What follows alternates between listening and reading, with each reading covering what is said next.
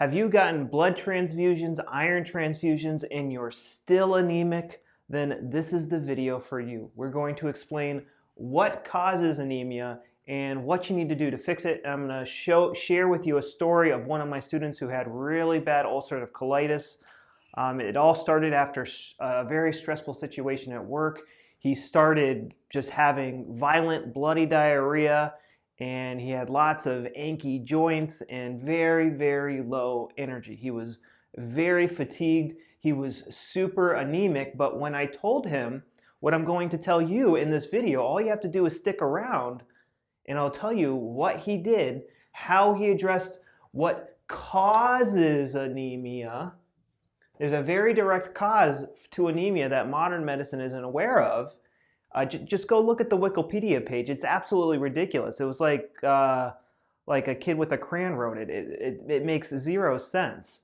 So this is one of the explanations. Like when I heard from a German new medicine perspective how anemia is caused and how to fix it. I mean that's what it's the logic, the beautiful logic from German new medicine from conditions like anemia that made me fall in love with German new medicine, because it's right. It's a very simple explanation instead of all this. Things get complicated when people don't understand what's going on. Things are very simple when we understand the mechanisms involved. Now the student eats whatever he wants, his bloody diarrhea is completely gone, and he has tons of energy. He literally couldn't get out of bed. Now he has tons of energy. I'm going to show you how he did this.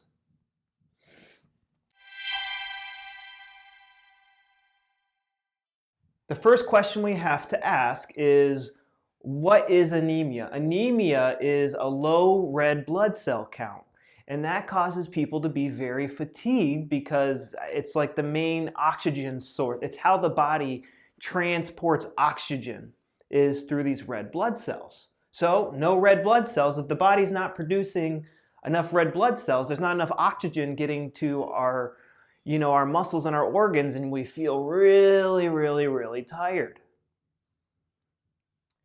A lot of the times when someone has like lots of blood coming out of their butt due to these digestive issues, the anemia is caused by excess blood loss. And this is not true.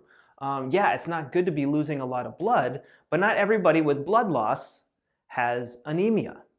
Not everybody, there's people with anemia that have very little blood loss. They don't have a disease where, a bunch of blood is flying out of their butt. Like, you can be anemic and not be losing a lot of blood.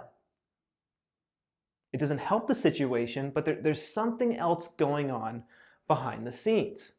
So the one thing that those of you suffering from anemia, probably the other symptom that you're also suffering from is joint pain, arthritis, back pain. Back pain probably being the most common when it comes to people who are anemic and have gut issues.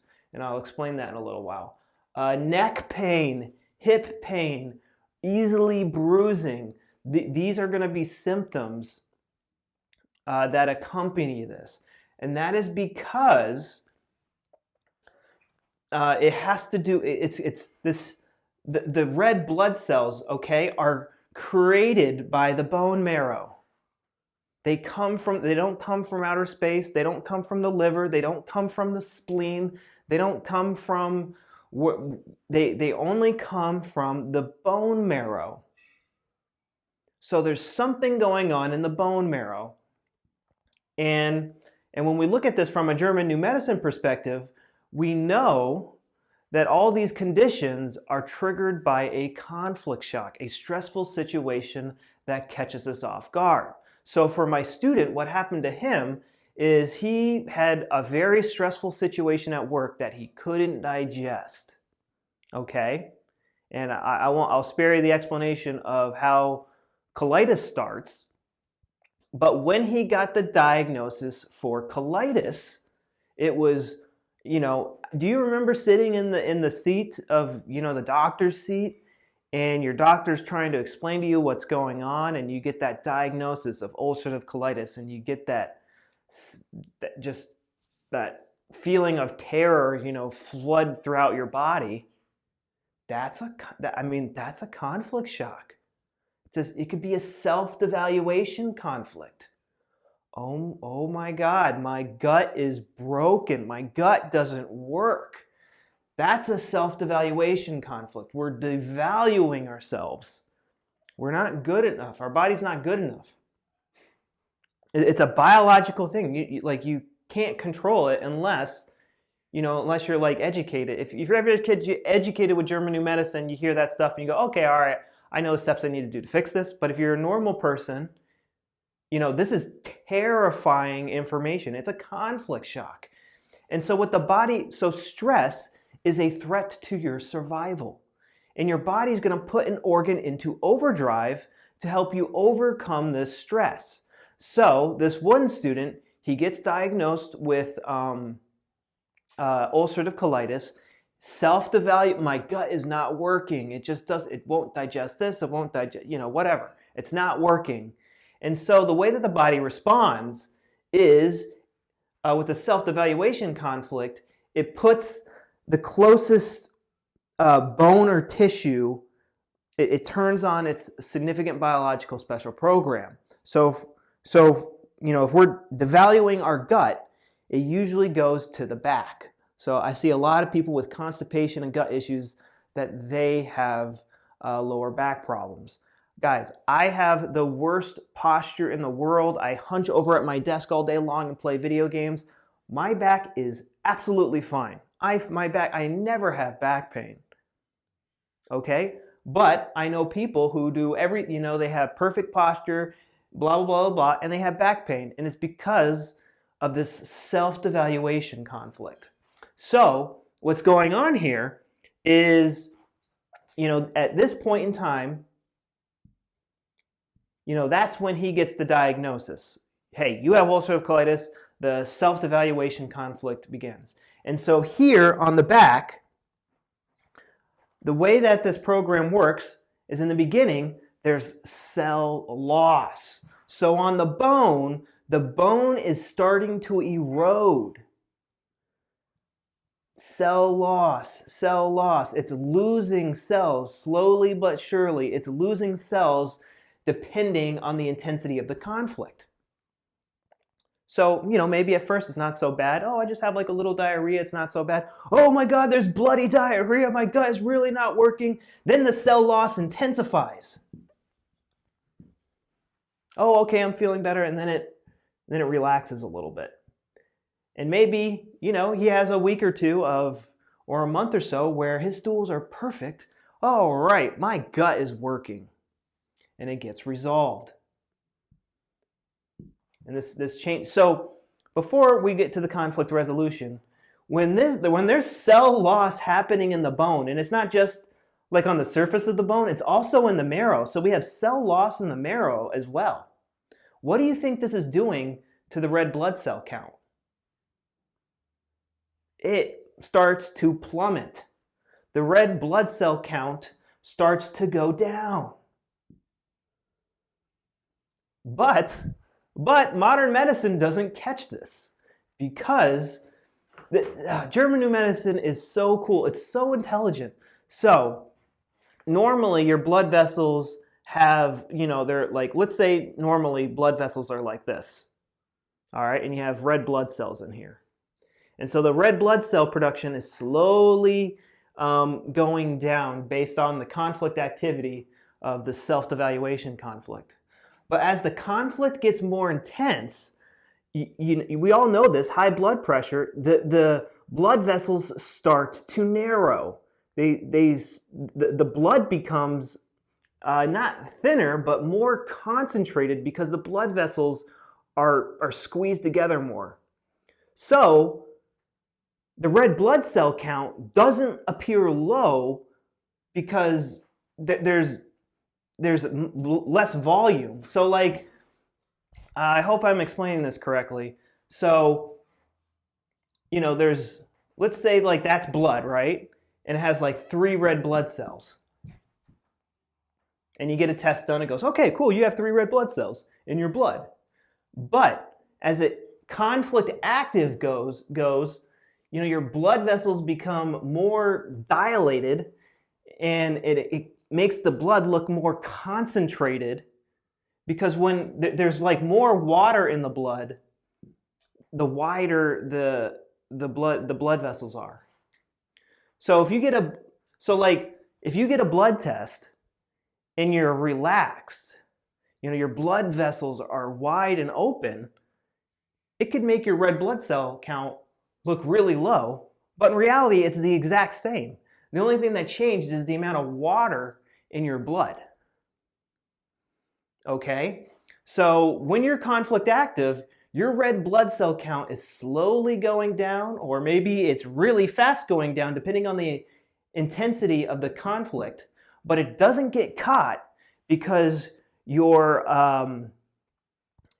blood vessels are becoming more and more dilated, they're becoming smaller, and the blood's becoming more concentrated, so it doesn't get picked up on blood tests. And this is, your blood cell count is going down, so you're starting to feel more and more and more tired. But then it gets resolved. Maybe he gets a colonoscopy and it's like, oh, my colon looks good again. It gets resolved. And so now this cell loss gets replaced with cell proliferation. And we move into that phase. So we go from very stressed out, the blood vessels are very dilated, and we're also getting a kick from the adrenaline and the cortisol that we get when we're in fight or flight mode, because we're conflict active.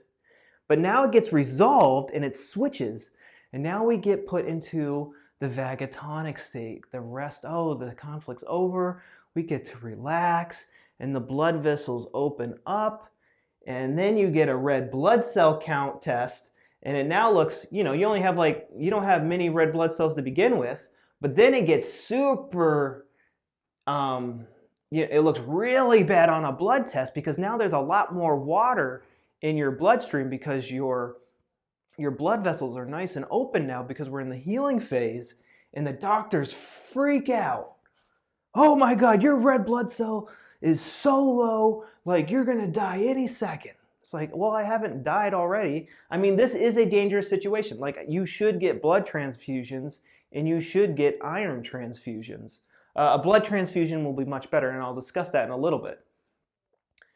But that's what's happening. So while you're in the healing phase, this bone is almost out of commission as far as red blood cell production goes. It's hey, we're busy, we're rebuilding the bone. It's the biological purpose shows up in the healing phase. So we're building back the bone stronger, and building bone takes a lot of time.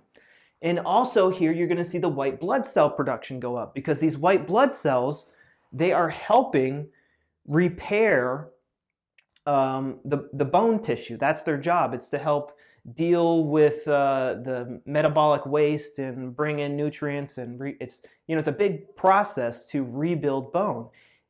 This program will last quite a while. The doctors might also freak out with white blood cell production, but I'm not going to. That's a whole nother conversation I'm not going to get into. But it's normal, and it will go down once the healing process completes. But what happens a lot of the time is you get here, and then you get a blood test, or you feel super fatigued, and then you self-evaluate yourself again. Oh, I'm tired. Oh, my body's not working. Your body's working exactly as it is designed. Maybe your Crohn's gets better, and then you have another big drama at work, and it gets flared up again, and then you're self-evaluating your gut again, and this process just goes back and forth. And then that's how people's red blood cell count gets really low, and they get really fatigued.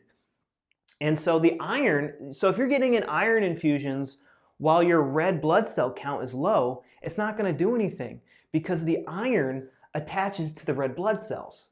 And so now so if you don't have the red blood cells, the iron is useless. That's why it's better to get a blood transfusion than versus iron transfusion. But again, these things are both helpful. Your body is going to be going through a lot of nutrients during this phase. It is very metabolically expensive to rebuild bone. So once we get through the first part of the healing phase, this is the cell loss in the conflict active phase, then cell proliferation in the healing phase, and then we have the healing crisis where you get the fun fevers and feel wonderful for a few days. And then on the other end here, the red blood cell count and the platelet counts are low throughout this whole process. And the platelets kind of help clot the blood, create scabs and keep you from bleeding. That's throughout this process, you probably bruise easily. But once we get to here, the bone has made most of its recovery and it can start producing red blood cells and platelet cells again. And you can start to get your energy back, and the fatigue starts to phase and go away. So yeah, that's anemia in a nutshell. So knowing this information, now that we know what anemia is, it's caused by a self-devaluation conflict. And it's very easy to devalue ourselves when we have a chronic condition because we're constantly telling ourselves, this is broken, that is broken. So we need to change, the way that we think about our body. And that's the beauty of German New Medicine. It's really hard to devalue yourself, devalue your body when you understand how it actually works. Where all that modern medicine and even holistic medicine does is just devalue the body. Oh, this is broken. Oh, that's broken. Oh, I can't handle this. I can't handle that. Oh, it's no good. Instead, hey, I'm just healing from a self-devaluation conflict, and when it fully resolves, this bone is going to be stronger than what it was. When a broken bone repairs itself, it's stronger than what it was. And that's the same process that's happening here. And so for my student, once he learned German New Medicine, he learned that his body wasn't broken and his body could tolerate these foods. His ulcerative colitis, he literally gained like 20 pounds in like a month. He was severely underweight. He got his energy back. He loved running marathons. He could run marathons again. And he was super anemic, super skinny. He got better because he addressed the root cause. So when you experience joint pain, like joint and back pain, you're not experiencing that in the conflict active phase. It's in the healing phase. That's when you really experience. This is when the inflammation starts. So when you get that back pain, get excited. All right, I resolved the self-devaluation conflict. Because when you get that pain, the bone pain, that's when we like to say to ourselves, oh, my back's not working. Oh, my gut's not working. That type of thought, resumes the conflict and keeps you in this vicious cycle. So when you get pain, when you get chronic fatigue, stay relaxed, tell yourself it's a good thing and that it will eventually pass. And this takes a while. Bones take a long time to heal. And so it might take months for this to heal, but it will get better when we stop having these conflict relapses. All right, guys, I think that's all I have for anemia. If you are super anemic, please get support. Like go to the hospital and get blood transfusions or maybe even iron transfusions. I'm not qualified to give much more information on that, but we can get assistance from modern medicine. Like blood transfusions can be super helpful, and IV transfusions can be super helpful when someone is anemic.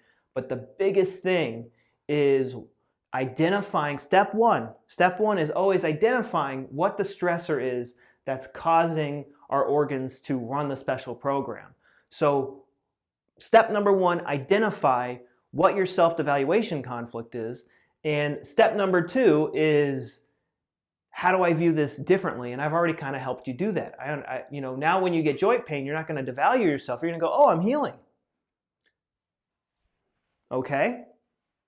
All right, guys, that's all I have for anemia. If you have any questions, please put them down below in the comments. I'm trying to make a video every single day, so I need lots of suggestions. If you want to know the plan that my student used to get better, this is my 30-day plan right here. It's on a PDF. Just go down in the description below, click the link, and it'll take you to my website, and it will share with you the video with the information you need on how to use this correctly. So guys, I'm Mike the Heal Your Gut Guy, and I'll talk to you later. Bye-bye.